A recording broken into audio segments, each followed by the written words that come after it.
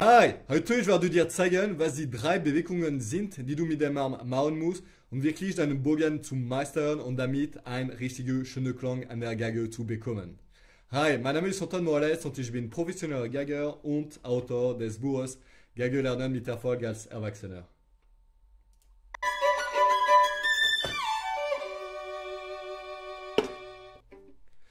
So, es gibt drei wichtige Bewegungen, die du mit dem Arm machen musst. So, erstmal dem Klang, ich sage dir wahrscheinlich immer, aber dem Klang, das ist der wichtigste Element einer Geige.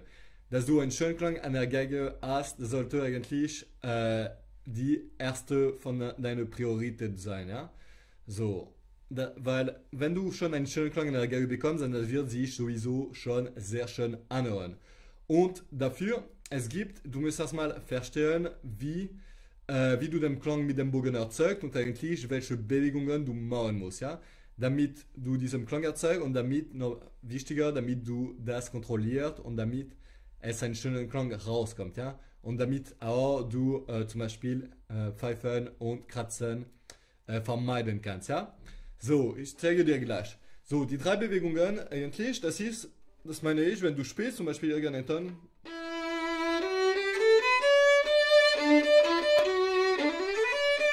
So, damit es schön klingt, es gibt eigentlich, wenn man das wirklich analysiert, es gibt drei Bewegungen. Ich werde dir jede einzeln erklären und dir zeigen, wie du es benutzen kannst, aber ganz schnell einmal, damit du ein bisschen das Ganze siehst einmal. Eigentlich, der wichtigste Bewegung, das ist einfach die Bewegung, die du machst, um über die Seite zu spielen. Einfach das. So, diese Bewegung wird, wie die drei Bewegungen, wird eigentlich die ganze Zeit auf einer einzigen Ebene bleiben. Und das ist sehr wichtig, das wird die ganze Zeit auf einer einzigen Ebene bleiben. Ja? Und jede von diesen Bewegungen ist auf einer einzigen Ebene. So, ja, die Ebene, das ist die von deiner Seite, mit dem Arm, Ellbogen, alles. Und dann du öffnest und du schließt, das ist, was den Klang auf die Geige erzeugt. Das ist die erste Bewegung.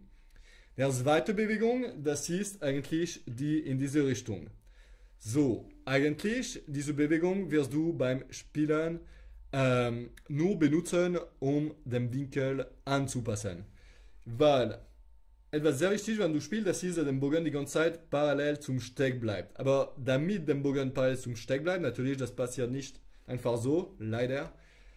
Dafür, der Bogen muss parallel zum Steg bleiben. Und damit es parallel zum Steg bleibt, eigentlich, du musst die ganze Zeit den Winkel hier anpassen. Und das ist die zweite Bewegung. Ich werde dir zeigen, wie du das kontrollieren kannst und man ganz später. Erstmal die dritte Bewegung.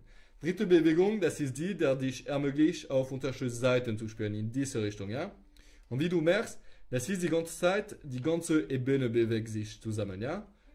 Das ist das gleiche. Wenn ich so mache, das war auch die ganze Ebene bewegt sich. Und wenn ich so mache, man bleibt auf dieselbe Ebene, ja? Das ist immer das gleiche auf einer Ebene. So, jetzt, ich werde dir ganz genau zeigen, für jede Bewegung, wie du es meistern kannst und welche Bewegung du anwenden musst, wenn ein bestimmtes Problem kommt und so weiter. Aber erstmal, um kein Video zu verpassen, abonniere dich. Unten klicke einfach auf Abonnieren. Und wenn dieses Video dir gefällt, wenn du was lernst, dann lasse es mir wissen. Bitte klicke einfach auf Gefällt mir darunter. So, kommen wir wieder zu der ersten Bewegung. Wie gesagt, das ist der wichtigste. Das ist einfach, mit dem du den Klang erzeugst. Ja, am wichtigsten, das ist, wie gesagt, dass du auf derselben Ebene bleibst. Und damit das passiert, du musst dich einfach diese wirklich Ebene vorstellen. Und dafür, du kannst einfach den Bogen auf die Seite stellen und dann gucken, dass von hier, von deiner Schulter bis zum Ellbogen, Handgelenk und Finger, Bogen, dann bis zur Seite. Besonders wenn du auf die Mitte des Bogen bist, dass das Ganze eine Ebene bildet, ja? Und dann, wenn du spielst, du wirst wirklich aufpassen, dass du die ganze Zeit über diese Ebene bleibst. Aber was passiert, das ist, dass viele machen gleichzeitig eigentlich andere Bewegungen, weil genau das ist die wichtigste Sache hier von diesem Video. Es ist, dass wenn du spielst, du solltest eigentlich nur diese einzige Bewegung benutzen. Die meisten von der Zeit. Das bedeutet, wenn ich einen einzigen Ton spiele,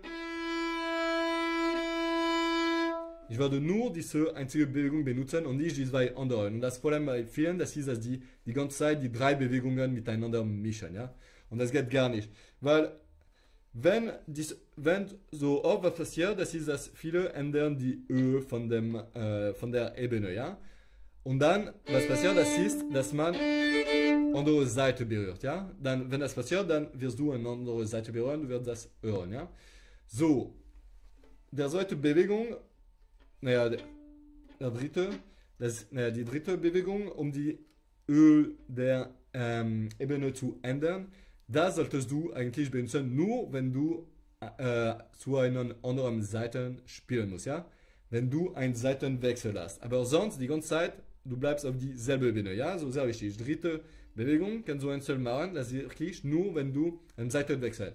Aber auch wenn du den Seitenwechsel, dann musst du unbedingt machen, damit du auf die richtige Seite bist und dass deine Ebene auch stabil ist. Und nicht, dass du so was spielst, ja? Sondern wirklich, dass das Ganze sich bewegt, ja? Seite sauer, ich habe dir gesagt, das war der Winkel, sehr wichtig. Aber eigentlich, während du spielst, das sollte sich nicht die ganze Zeit ändern. Ja? Und bei vielen, das ist was passiert, das ist, dass gleichzeitig, als sie den Arm öffnen und schließen, die ändern hier das Winkel. Und dann passiert sowas. Ja? Ja, und dann klingt schnell. Ja? So, was du machen musst, ja, das ist das gleiche. Du musst erstmal, den Bogen muss bald zum Steck bleiben. Zum Steck sein und dann er muss da bleiben.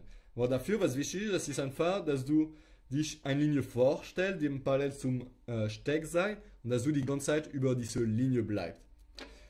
Und genau, und das bedeutet eigentlich, diese Bewegung wirst du nur benutzen am Anfang, um den Winkel anzupassen, ja? Und dann, während du spielst, du wirst nur dafür sorgen, dass du die ganze Zeit auf dieser Ebene bleibst. Aber dann nicht mehr die ganze Zeit so machen, während du spielst, ja? Weil sonst der Bogen wird nicht parallel zum Steck bleiben. Und die Konsequenz das ist, dass der Kontaktstelle hier wird sich ändern und der Klang damit wird schlecht werden.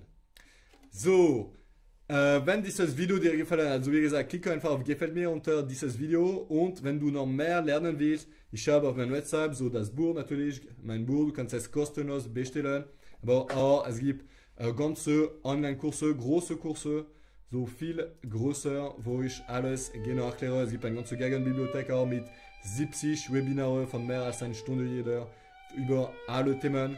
Das alles kannst du einfach auf meiner Website und dann ich werde dir auch dann selbst helfen können, Geige richtig zu lernen. Auf jeden Fall, ich wünsche dir noch sehr viel Spaß und wir sehen uns dann beim nächsten Video. Danke fürs Zuhören und bis bald. Ciao.